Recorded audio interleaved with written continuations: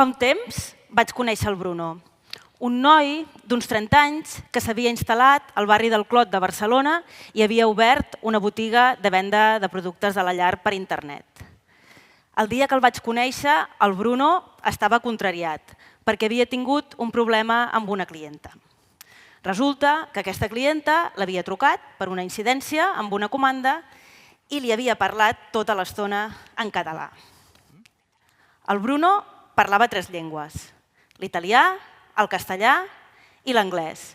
Però amb el català no havia tingut temps de posar-s'hi, tot i que feia 6 anys que vivia a Barcelona, perquè deia que ningú del seu entorn li parlava en aquesta llengua.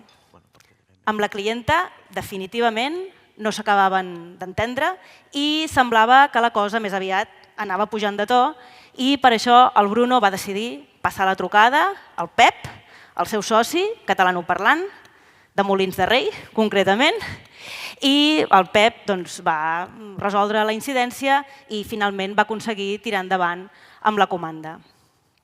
Per sort, no van perdre la venda, però tant el Bruno com el Pep els va saber greu l'incident. No entenien perquè la seva clienta no havia volgut passar a parlar en castellà, si el seu objectiu, en principi, era resoldre la incidència i tirar endavant amb la comanda, no pas a crear un conflicte innecessari i fer un gran acte de defensa del català. El Bruno i el Pep el que deien és que les llengües serveixen per comunicar-se i que Catalunya és bilingüe i, per tant, tots els catalanoparlants saben parlar també castellà. Deien que ells tenien llibertat per triar la llengua del seu negoci, que per això era el seu negoci, i que havien optat exclusivament pel castellà i per l'anglès per una qüestió de competitivitat, d'eficiència i d'eficàcia, perquè introduir-hi el català hauria estat una despesa. També deien que ells, a diferència de la seva clienta, no tenien ideologia. Deien que ells es guiaven només per la lògica, pel sentit comú i que es limitaven a fer negocis. Segur que no hi havia ni una mica d'ideologia en la seva manera de veure les coses. Abans de res, és important tenir en compte una cosa. D'ideologies en té tothom. Ningú no se n'escapa, perquè tothom percep i interpreta el món a la seva manera. Si no tens ideologia, fes-t'ho mirar, perquè potser ets un moble o una pedra. El que passa és que normalment aquestes ideologies no les anem dient explícitament, sinó que són més aviat idees que tenim interioritzades, assumides i tan naturalitzades que arriba un punt en què no semblen ideologies, sinó la normalitat i el sentit comú. Tenim una sèrie de creences molt interioritzades pel que fa a les llengües que són aparentment lògiques i neutres, però que en realitat no són tan lògiques, sinó que són ideològiques. I les conseqüències que tenen a la pràctica és que les llengües que no tenen un gran poder polític, econòmic i demogràfic al darrere van perdent prestigi, es van utilitzant cada cop menys i algunes, fins i tot, poden arribar a desaparèixer, de tal manera que aquest llegat lingüístic pot no arribar a les generacions futures. El Bruno i el Pep, per exemple, deien que les llengües serveixen per comunicar-se. Les llengües serveixen per comunicar-se, això és indubtable. Però també tenen un altre valor molt important, que és el valor identificador. Una llengua és identitat i això no vol dir anar a tot arreu amb la bandereta o pensar que la teva llengua i la teva identitat són millors que les dels altres.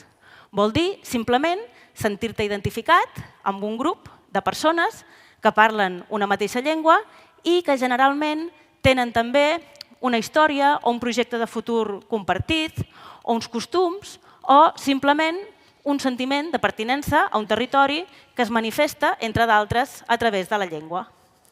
És per això que el fet d'aprendre la llengua del lloc on vius, si no hi has nascut, normalment es considera un signe que tu vols passar a formar part d'aquella societat, sense que això impliqui renunciar a la teva llengua i a la teva cultura d'origen, perquè, fins on sabem, el fet d'aprendre una llengua no implica oblidar les que ja parlaves. Llavors, si neguem aquest valor identificador de les llengües, si entenem que les llengües són només un simple codi neutre per comunicar-nos, com si fossin un llenguatge informàtic, també neguem que alguns parlants es puguin sentir en desavantatge per no poder fer servir la seva llengua en una diversitat de situacions si també en parlen una altra que els permet comunicar-se. Això, en el nostre context, representaria assumir que és normal poder demanar un menú migdia o anar al cinema o parlar amb el teu metge o declarar en un judici o resoldre una incidència amb una comanda per telèfon si ho fas en castellà. Però que la cosa ja pot ser que es compliqui si decideixes fer-ho en català en el mateix territori on es parla. D'aquesta manera, creem jerarquies i desigualtats entre llengües que en realitat són jerarquies i desigualtats entre les persones que les parlen, perquè unes poden fer servir la seva llengua en totes les situacions i les altres no.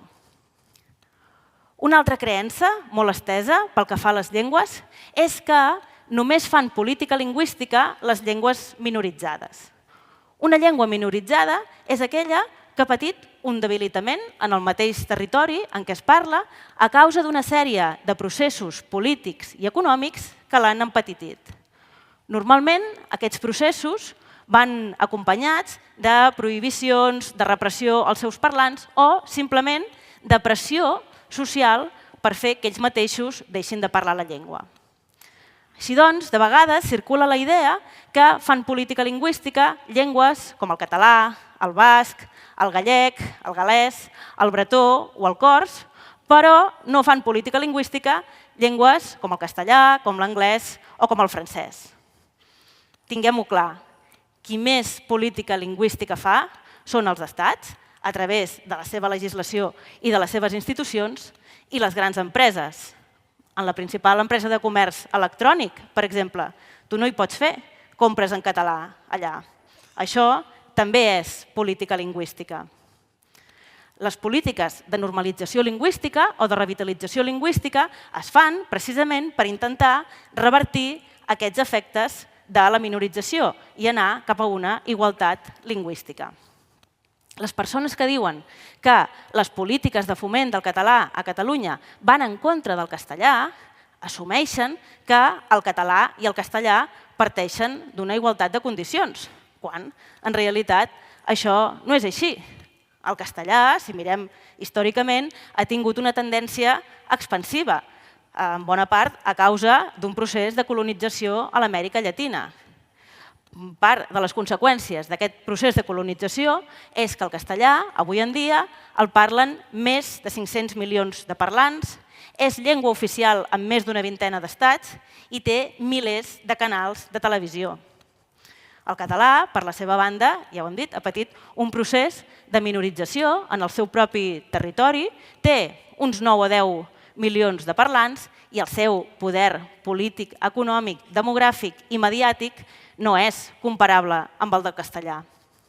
De fet, a Catalunya mateix hi pots viure parlant només castellà i, de fet, aquest és el cas d'un 30% de la població. En canvi, no hi ha cap catalanoparlant que hi visqui sense parlar també castellà. Si volem revertir les desigualtats, i això inclou les desigualtats lingüístiques, és important impulsar de manera oberta i desacomplexada aquestes polítiques de revitalització lingüística. I això hauria de comptar amb la complicitat i amb el suport dels parlants de llengües dominants, de la mateixa manera que hi ha molts homes que abracen la causa feminista o persones que no han patit mai racisme i es declaren profundament antiracistes. Una altra cosa que se sol fer molt en els darrers temps és pensar en les llengües en termes estrictament econòmics. Si us en recordeu, el Bruno i el Pep deien o justificaven la tria exclusiva del castellà i de l'anglès pel seu negoci en termes com ara eficiència, competitivitat, eficàcia, beneficis. Això de parlar tant en termes economicistes és previsible en una societat com la nostra, en què tenim molt interioritzats els valors neoliberals, que posen per davant de tot el benefici econòmic i el lliure mercat. Però el futur d'una llengua, igual que els drets humans, el medi ambient, l'educació, la salut o la pervivència del llegat cultural, no haurien d'estar subjectes a les dinàmiques de mercat. De tota manera, dintre mateix de les dinàmiques de mercat, hauríem de ser capaços d'exercir el nostre poder com a consumidors i consumir productes lingüísticament responsables i lingüísticament sostenibles. En el nostre cas, productes i serveis que incorporessin el català. De la mateixa manera que és recomanable consumir productes de proximitat o productes que siguin respectuosos amb el medi ambient i amb els drets laborals. El Bruno i el Pep també parlaven de la llibertat de tria lingüística. Deien que ningú els havia d'imposar la llengua en què ells feien els seus negocis. Triar la llengua que vols fer servir en cada ocasió és desitjable. Amb això suposo que tots hi estem d'acord. Però aquí cal tenir en compte unes quantes coses. La primera és que per poder triar realment n'has de parlar més d'una de llengua, perquè si no en parles més d'una, en realitat no tries, és que parles d'aquella perquè no tens més opcions. Hi ha alguns parlants de llengües dominants que diuen que trien comunicar-se en aquella llengua dominant, però és que en realitat no poden fer res més, perquè aquella és l'única que parlen. Per tant, aquí de llibertat no n'hi ha gaire. I també hi ha una altra cosa. Hi ha una part dels parlants de llengües dominants, no tothom, però sí una part dels parlants de llengües dominants que assumeixen que sempre són per defecte els parlants de llengües minoritzades els que s'han d'adaptar a ells. Si no, fixeu-vos el Bruno, que donava per fet que era la seva clienta qui s'havia d'adaptar al fet que ell fes 6 anys que vivia a Barcelona i no sapigués català, i no pas al revés. En aquests casos, la llibertat d'algunes persones de no aprendre la llengua del lloc on viuen va en contra de la llibertat de les persones que viuen en aquell territori d'utilitzar la llengua que històricament s'hi ha parlat en aquell territori. És de mala educació contestar en català si algú no et parla en aquesta llengua?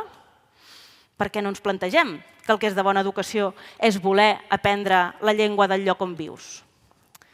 I això té a veure amb el concepte de bilingüisme i de multilingüisme que de vegades circula.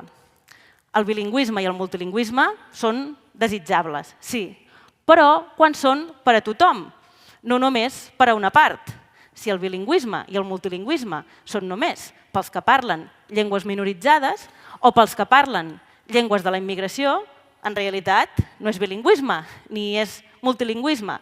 És bilingüisme i multilingüisme per uns i monolingüisme per als altres. He conegut persones que viuen a Catalunya parlant només castellà o fins i tot parlant només anglès i diuen que d'aquesta manera ells contribueixen a la diversitat lingüística de Catalunya. Però aquí, això és real, això a mi m'ho han dit, però aquí hem de tenir en compte una cosa, que si ho mirem a escala global, qui realment contribueix a la diversitat lingüística és qui parla les llengües locals, és a dir, les llengües pròpies de cada lloc, no pas qui parla llengües globals que ja parlen milions i milions i milions de persones. Per tant, si et preocupa la diversitat lingüística i la vols preservar, el millor que pots fer és parlar català o parlar aranès o aprendre llengües com el darija, com l'amazic, com el wolof o com l'urdú, que també són les llengües dels teus veïns. Deixar el català i la resta de llengües del món com a llegat lingüístic per a les generacions futures és important, perquè un món amb uniformització lingüística és també un món amb una forta uniformització cultural, que vol dir, en el fons, uniformització de pensament. De la mateixa manera que és desitjable una diversitat d'espècies perquè l'ecosistema funcioni, és desitjable un món en què totes les llengües siguin parlades i totes les identitats que van lligades a aquestes llengües siguin reconegudes, perquè és injust que una part de la població hagi de renunciar a la seva llengua. I com ho podem fer per anar cap aquí, per anar cap a un món lingüísticament més just? Doncs aquí hem de tornar a aplicar allò de pensar globalment i actuar localment. En el nostre cas, en el nostre context, vol dir fer servir el català sempre que sigui possible en la nostra vida quotidiana. Vol dir no donar per fet que algú no t'entendrà sense que t'ho digui.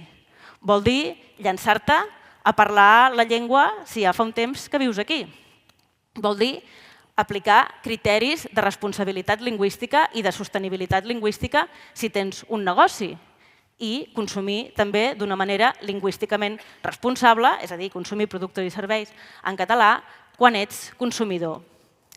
Perquè adoptar una posició de neutralitat pel que fa a les llengües implica ser còmplices d'unes dinàmiques i d'unes inèrcies que beneficien només les llengües dominants i perjudiquen les llengües minoritzades. Estic convençuda que si em tornés a trobar el Bruno i el Pep i els preguntés si volen un món amb desigualtats, em dirien que no. Jo estic segura que ells, com la immensa majoria de gent, volen un món amb diversitat lingüística i un món lingüísticament just. Llavors, els diria que és moment de passar de la teoria a la pràctica, de les grans afirmacions genèriques que no et comprometen a res, a les petites accions del dia a dia que sí que tenen efectes sobre les dinàmiques globals. En el seu cas, això passaria per incorporar el català en la llista de llengües amb què treballa la seva empresa i no discriminar mai més cap client per qüestions lingüístiques, de la mateixa manera que no se'ls acudiria fer-ho per raons de gènere, per raons racials o per raons d'orientació sexual. Perquè hem d'entendre que els drets lingüístics són una part inalienable dels drets de les persones.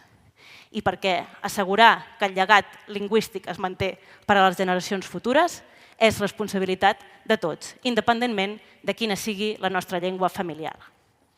Gràcies.